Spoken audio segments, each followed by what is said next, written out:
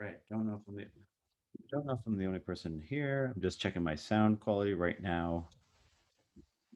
Hopefully that's fine. I didn't start my recording again, so I know people are gonna ask about this. So we looked at just to recap for people catching the video after I turned on the recording again. We looked at reading in each individual line. We talked about the fact that each of these structs, the struct that all the data I need to calculate a assignment type or a evaluation type, like a quiz, a lab, an assignment, all that data is in one struct, and we have a struct full of structs for a grade set 1400. It's essentially the set of all your grades from 1400. Everything you need to calculate your final grade is in one place, one struct. Okay. And then we can go jumping on back to what we were looking at before, which is this thing here. I have a line of text. I have this grade struct that I'm going to be filling in the values for. It is the thing to modify. And maybe that's confusing because I think it is personally. It's also a little bit weird in that respect. So what I could have done is I could have had this thing return a grade set 1400, but then every single time I'd be essentially wiping out the old one with a new one. I'd be moving around a large amount of data each and every time. Yeah. So I just essentially pass a pointer to that structure and just modify it directly. This is what, when we talk about pointers, our sort of ninja edit version of a pointer. We can pass in a pointer into a function and modify the data in the that the thing is pointing to, the pointee. We Yeah. can modify it indirectly. I'm hoping that was somewhat clear, but maybe not. All right. I'm going to get the number of fields. I'm hoping that part's, we did this for A8. I'm just going to, I take in a line of text. It might be something like, let me pop one open here. This thing here, I'm finding out how many commas we have. It's one more than the number of commas. So however many commas are in here, or let's say here, there is one comma. So therefore I have two fields. That's the number of fields. Yeah. All right. So for the comma for the line with only two fields in it, number of fields is equal to 2. For each of those fields, I got to make sure, first of all, that I got more than one field, because otherwise something really, really bad happened, right? If you give Yeah. me a line of text, like if I put in Exam 1. exam 1 has 2 fields, though, has a comma in between 2 fields. If I just So have, but if I no put in exam 3, there's no exam 3, and leave it alone, this will blow up in my face, right? It's going to say, whoa, you say there's this field, there's this type of data called exam 3. I got no data for it. Yeah. There, it's just a sanity check on my part that I'm trying here, if that makes sense. I'm saying, yeah, you better give me something more than one field, because really, if you give me one, if there's only one field, something went wrong. Either getting them fields is wrong, or the line of text is wrong, or something's wrong. Go look into it.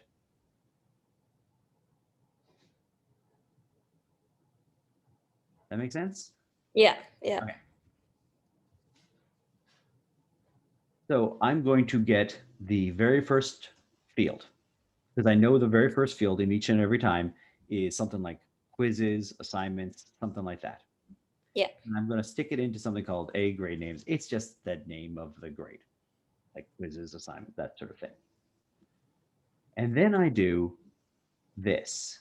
This is go. Do you know what this is actually doing? Turning it into a dynamic array. I'm making a dynamic array. Yeah. Yeah. I'm turning it into, I'm thinking like, well, is it converting it? Like, it's saying, hey, system, give me this much memory. Yeah. And I'm going to say it's an array of integers, but really this, all malloc is asking you for is this much memory. Yeah. All right. In this case, it's the number of fields minus 1. So not the first field. That was just quizzes.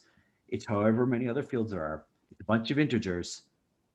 And I need to know the size of an integer, because the amount of memory I'm using, if I had, let's say, 2 numbers afterwards, or well, let's make it a bit easier. 12 numbers afterwards. So there's 13 fields in total. The first one is quizzes. There's another 12 fields afterwards. 12 times 4, the size of an integer, is how many bytes of data I need to store all that information. Yeah. Okay, I still only have 12 integers, by the way. This thing stores 12 integers, but it's 12 times 4 in terms of size. Okay, I check to see, I make sure that that opened up correctly, because otherwise bad things would happen. Yeah. And then afterwards, all I'm doing is pulling off the next field and then the next field and the next field and the next field. I am going to something like this and saying, okay, next field 100, next field 100, 100, 100, 100, 50, 50, 100, and just walking down my array. Yeah. And stuffing it into this array of grades. Okay. We made an array of grades. We're just going to stuff our numbers in there. And then the next part would be to go down The after like assignments, quizzes. Oh, we haven't finished the single line yet, Okay. right? We're with update grade set text. It's just one line. Line at a time. Okay. Yeah. The idea, the thought process for most of this stuff is make a little widget, make a little thing that does a job. What I don't want to do is have things that sort of mix and mash up ideas, right? I want to have this function takes a line of text and produces the right kind of data. What I could have had is this thing takes in a line of text and produces a D grades 1400. That would have been a perfectly fine function. I could have done it that way. Okay.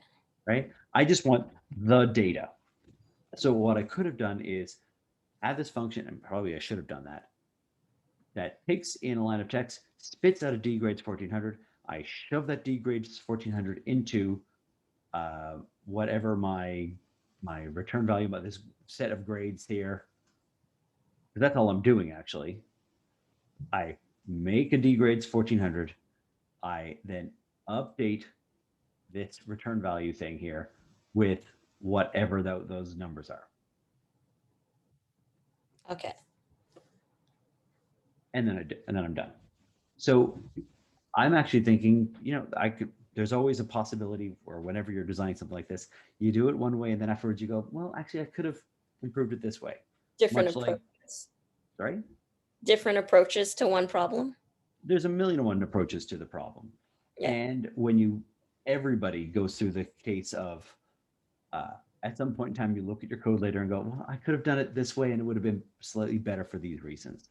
That takes some practice, that takes some time. In retrospect, I think what I should have done is had this thing return a D grades 1400 and then had this thing update that, and then call update grade set afterwards or something. I don't know, something like that. So instead of just calling this one line, make a D grades 1400, throw it into the grade data set. Make a D grades 1400, throw it in the D grades data set.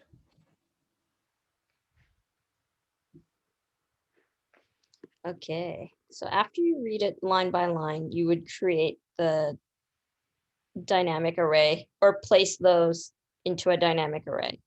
I place all the data into all of the fields into a dynamic array. Yep. Yeah, with each of their types. And the percentage and stuff. So that's a different. So what is D? What I want is these very modular things essentially. So here is a function. It does one job. It is going to create a D grades 1400. And what does it do? It takes in a bunch of grades. I don't worry about reading the text file or anything like that anymore. It takes a bunch of grades. It takes the name of the field. Sorry, bunch of grades, the name of the grade type, like quizzes, for example, and how big that array is. And it's going to produce one of these D grades 1400s. So let's do that. But the idea is, even if I didn't implement it, if I just said this thing makes an appropriate D grades 1400, it puts all the data correctly for one of these things, like the how many grades you drop, all that kind of stuff. Yeah. That's all this function does. And then the key is to not worry about how it does it or what it's doing it, and it does its job. I know what it does. I'm going to treat it that it's doing its job. So I put in this data. I get one of these useful little data structures. I shove that data structure into my grade set 1400. Okay.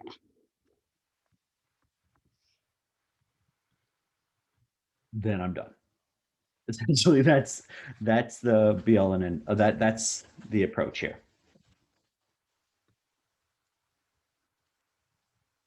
I have like a slight understanding of it. Like I wrote down the pseudocode of what I would have done. Okay. Like I know when we read each line, it's like there will be a number of grades and then a number of grades that are counted. Mm-hmm. In my head, I would subtract those and then I would use the drop and lowest function to drop the 3 lowest grades, for example. Mm-hmm. I would sum up the grades, divide the number of grades counted, and then multiply by the percentage of that grade type. Mm-hmm. And That's it. what I would Now, have done for each type. but what I was doing, and this maybe led to some confusion. All this is doing is setting things up. It's putting the data in the right format, like storing it somewhere. And then afterwards, I can calculate all those grades. Exactly what you described. I'm doing it a little tiny bit later. I'm just pulling in the data, putting it into a structure, and then processing that structure afterwards. Okay. So for example, it would be storing all of the grades that I've collected for each of the grade type. Mm-hmm. Okay. But at the end of the day, if I know how to calculate the grades, if you give me one of those and I can calculate calculate the grade in the end, I'm done, right? I just have to do that a bunch of different times for each of these different grade types. Yeah. Add them all up, I'm good to go. But I need to get it in the 4.8 format first. Yeah. And for like the exams, for example, they don't have like a number of grades. There is only one grade. So you But don't even have to drop the lowest. Correct. But by drop the lowest, I drop 0. So the number I'm counting is 1. I'm keeping the top 1 out of 1. But who cares, right? You might think of it as slower, but let's keep it simple, relative, of course. Right? We're trying to keep it so that I can call the same thing no matter what type of data I have. I don't have to worry about like, oh, but exams do this and assignments do this. If the data structure is the right format, I could just keep on calling calculate grade, and I'll add them all up. Got it. Yeah. Okay, so let's hit this create D grades first, and then we'll see where we go from there, because this should be hopefully relatively simple. So there's a bunch of tests for this. Calculate create D grades. All right. So I have some kind of D grades thing that I'm going to create. I'm going to return that thing at the end, but I'm just returning values that, remember that functions don't actually pass off variables. They pass off values. Values go in, values go out, but the actual variables themselves, the thing storing those values, gets destroyed at the end. It comes up from time to time. Okay, so let me see here. Every single condition for one of these things, every single one of them is going to have an array of grades. Yeah. Oh, wait. Grades right there. It has the number of grades I'm keeping. Oh, wait, right there. Great. If I happen to know it's a quiz, so this was given or modified afterwards. So hopefully you saw the more recent. I made, I think, a change on Sunday because when I saw this, I was like, oh, let's make it a bit easier for people to see what's going on here. It's going to be like this, essentially. If the thing is, whatever quiz text I think is actually equal to like quiz. If it's equal to quiz, then my grade type is quizzes. my number counted, that's a hard-coded number, right? How Yeah. many quizzes am I counting? So that's going to be a hard-coded. It's stored as a constant somewhere, but it's always going to be the same for all the quizzes. And how much are the quizzes worth? Well, that's also a solid, like a hard-coded number. How much is the final worth? Well, the type is final exam. The number I'm keeping is 1. The number I have is 1, I'm hoping. And then this is how much the final exam is worth. Let's throw in a couple other ones in here.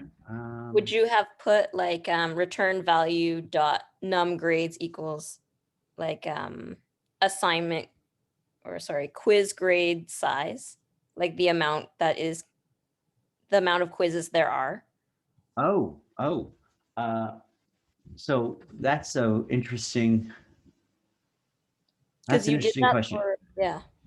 The reason I didn't do that, the only reason I didn't do that is because if I have something like this, let's say by accident you left off, you could have done it that way for sure.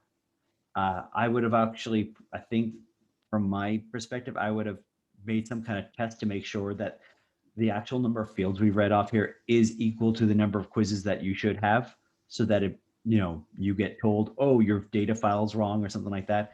What I was using was the number of grades that Okay. coming in here, which should exactly match the number of quizzes we were expecting to have. Yeah. So they both should be the same.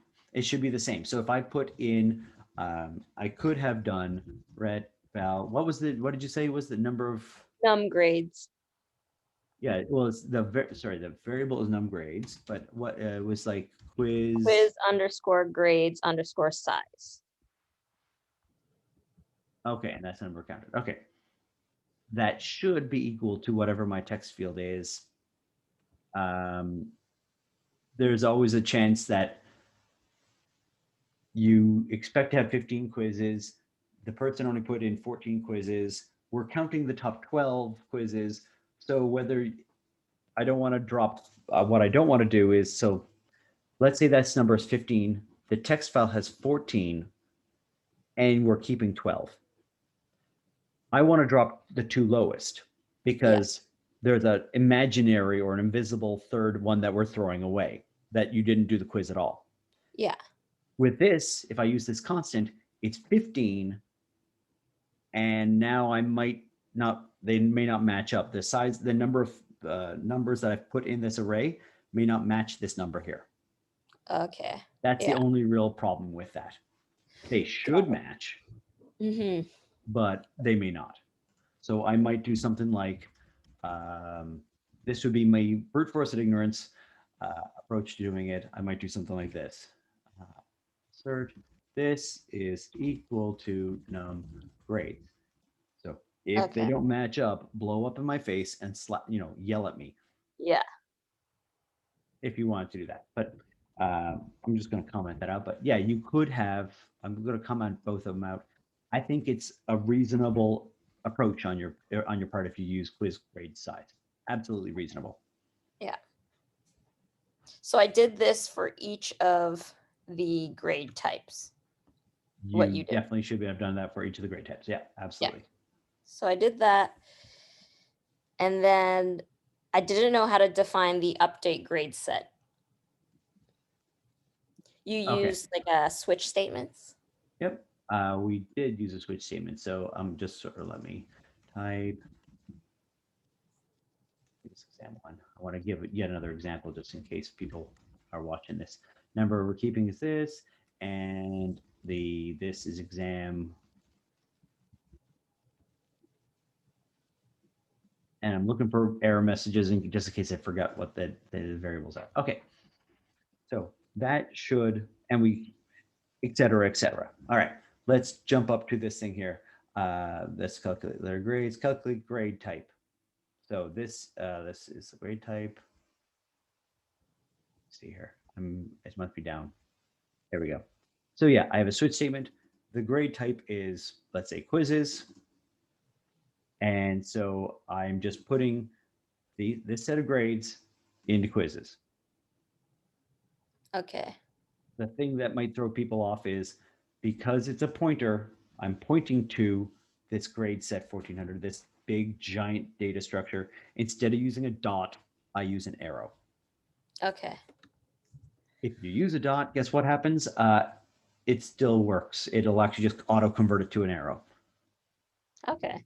Yeah, I didn't. That's a new thing. It used to be a pain in the bum many years ago, 20 years ago. Oh my God. 20 years ago when I was doing this, if you didn't put the arrow in, it would give you all sorts of errors. And now it's like, no, we know you wanted an arrow, and then puts an arrow in. Yeah. Yeah, nice.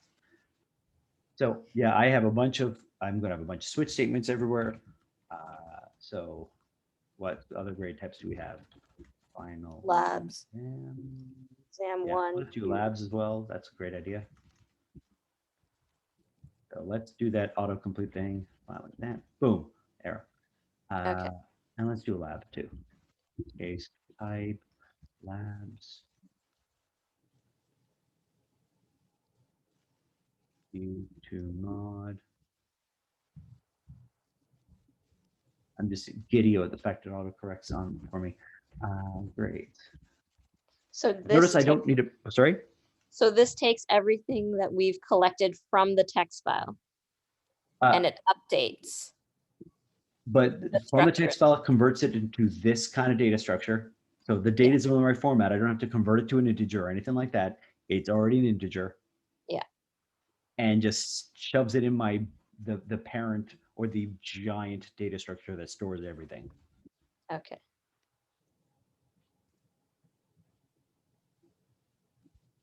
And etc. All right.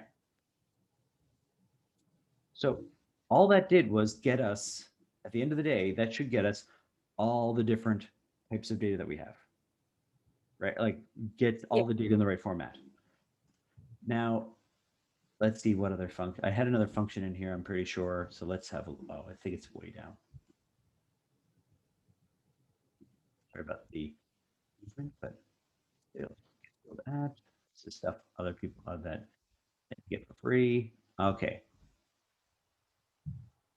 I read it in a text file, which gives me this grades data structure.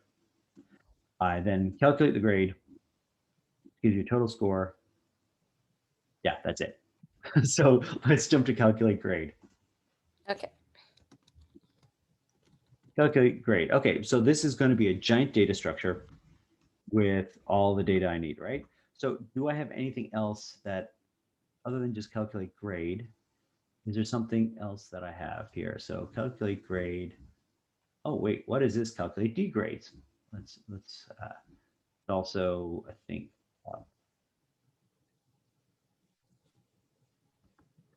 wonder where to calculate D grades is. And I think if I didn't say it, then maybe then I wasn't clear enough on this on my instructions. So here's what I'm going to do. Grades dot assignments. I want to not push the wrong key. Where's my calculate grades?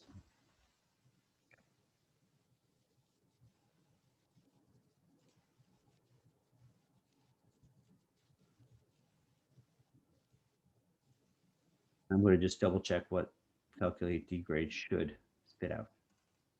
So it has, let's create D grades.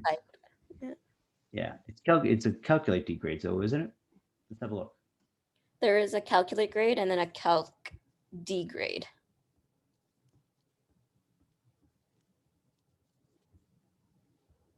Is it calc, really? Not calculate? CALC, calc type grade. Oh, it's way the heck up here. And it's part of my to-do as well. But at least it's listed as a to-do, but yes. So this takes in a type of grade, does a bunch of calculations, spits out how much it's worth. So if I got 24, if I got a whole bunch of 80% on the assignments, my average on the assignment is 80%, and the assignments themselves are worth 30% of my total grade, it would return 24. So 80% of 30, right? I'm hoping that makes sense. Okay. Just not down for the grade, but because I think I should have moved that stuff around as well. There's all sorts of things I would do differently now that I know how confused everyone was. All right. So this will calculate the grades for the assignment, right? So let's do maybe, or what we could do is just have the total. So let's say,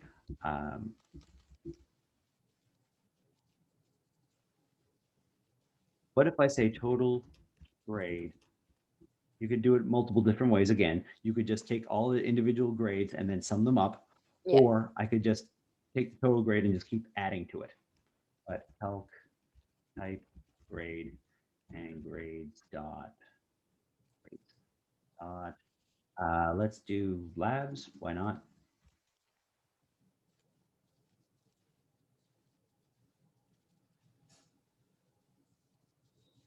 Quizzes.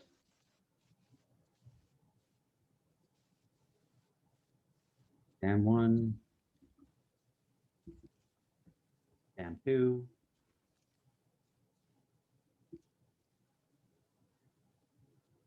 Final exam. I think that's everything, right? Yeah.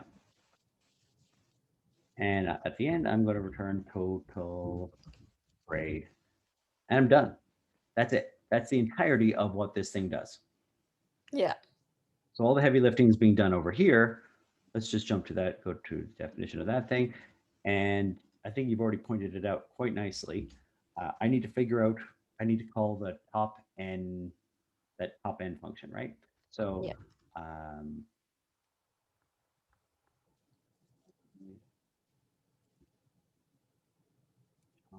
And oh, I forget the name of that function. What do you remember the name of the function?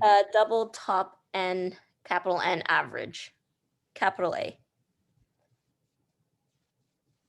That. And then it is int pointer A underscore grades. Mm-hmm. So what if we had one? We have this grades data structure, right? So Yeah. A underscore grades. That's our grades. Yeah. How many And are then we the keeping? number of grades. And the next parameter is, The number of grades. oh, there's something weird going on here. Oh, it's because I've. So there's num grades and the keep num.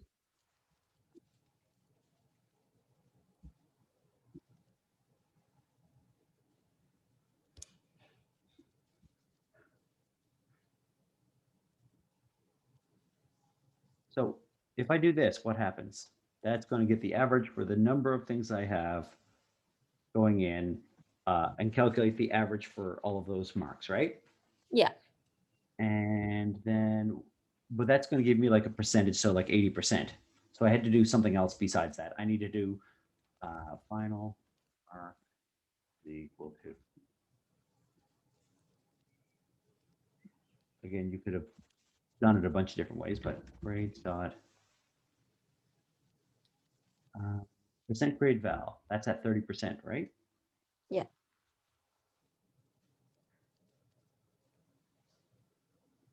And that's it. That's the entirety of me doing the calculation at the end. We had this already. So calculating the top end average. That is actually difficult to do, but we did it in a previous assignment. So if I have this, I can get the final mark. I multiply it by how much that mark is worth, which tells me essentially what the final mark on the whole thing is. Yeah. And that's most of the assignment right there. A lot of it is, there's a lot of, copy and paste in some of these parts, but like here. But for the most part, there's not a whole lot of craziness once you get going, but it's hard to get going because there's this convolution. Yeah. So let me see what other. So the only reason this won't actually work perfectly fine right now is because we haven't implemented all of these for create D grades. That's the only thing that's sort of slowing us down right now. I might be able to even do that, most of that right now. And 2, 2, 2, Okay, so I got final, I got the quiz, I got exam 1 and exam 2. I need the lab. Let's see if that gives me an error. Nope.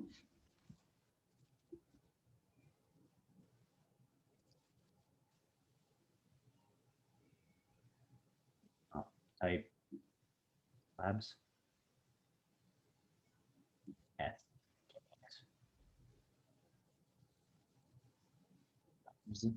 Okay. And then I have one last one, which is assignment of quizzes, final, exam, lab. I think it's a sign. I get that. And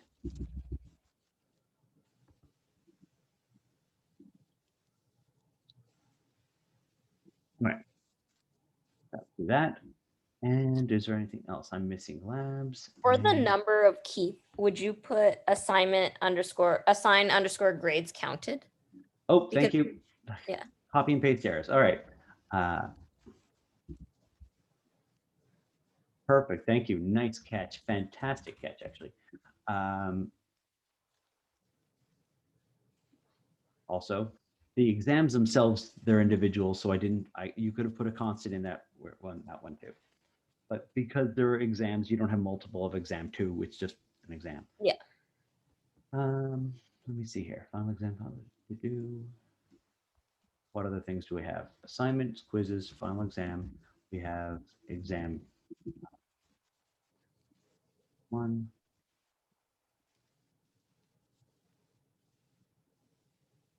Case.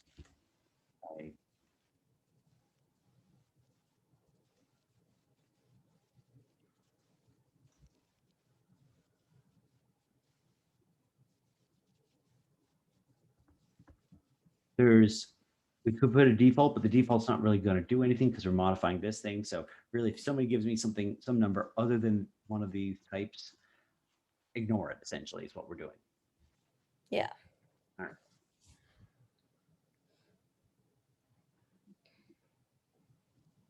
Oh, I got a warning somewhere here. It's a double. It should be, oh, it's a total grade. So convert it to an int. So what did I do just here? I'm looking at these error messages I always build separately for anyone else watching. And I probably want to look at things like I get warnings or if I have an error, and I'm just going to the top, looking at each one, looking around where it is. So in this case, it says warning, the less than signed, unsigned mismatch. So I look at this and I go, okay, that's an integer. So it's presumably this thing here. I don't know what's going on with it. I is an integer. What is index? And index is an unsigned integer up here. Since one is signed and one is unsigned, it shouldn't make a difference, but if I want to be just nice and paranoid, if I make that an unsigned integer, what happens?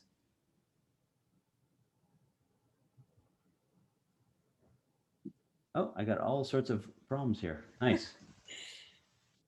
So what is this thing doing? This is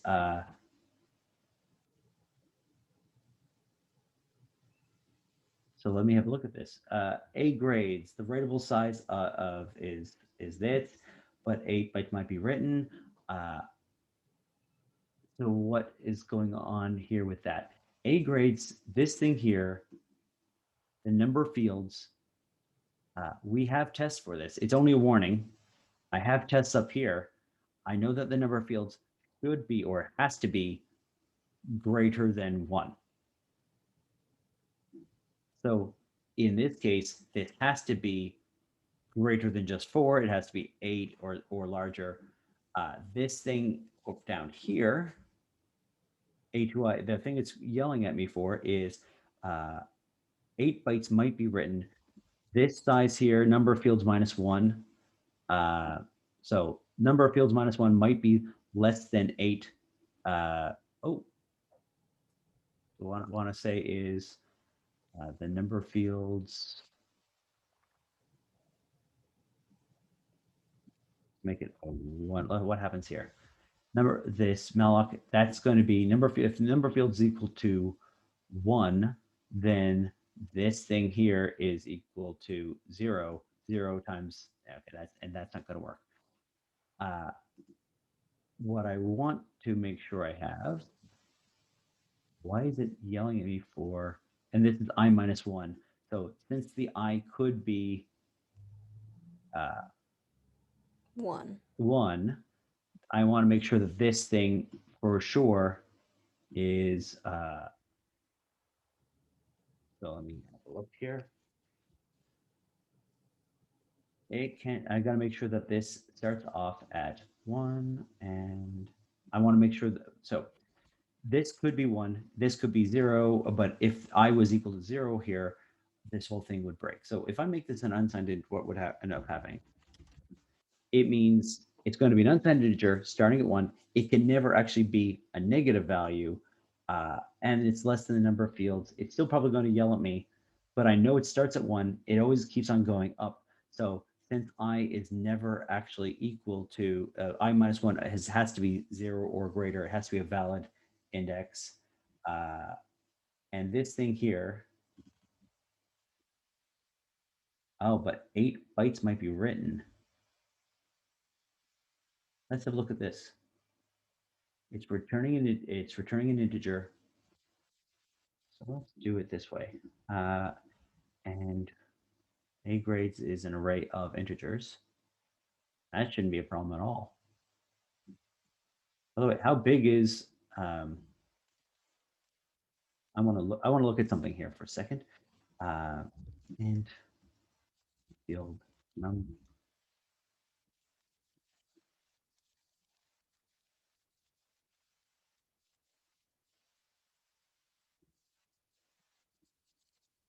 All right, taking it in 2 different steps.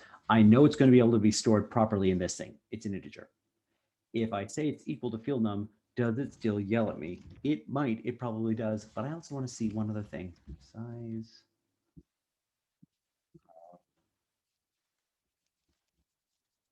Size of field num would also work.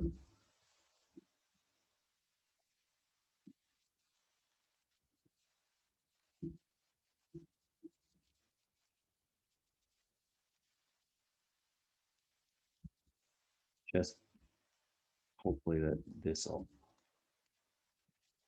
sense. I'm just testing something out.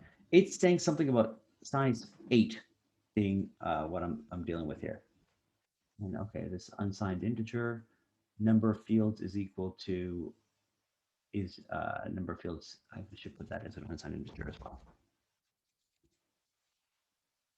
Get number of fields is returns an unsigned integer. Okay.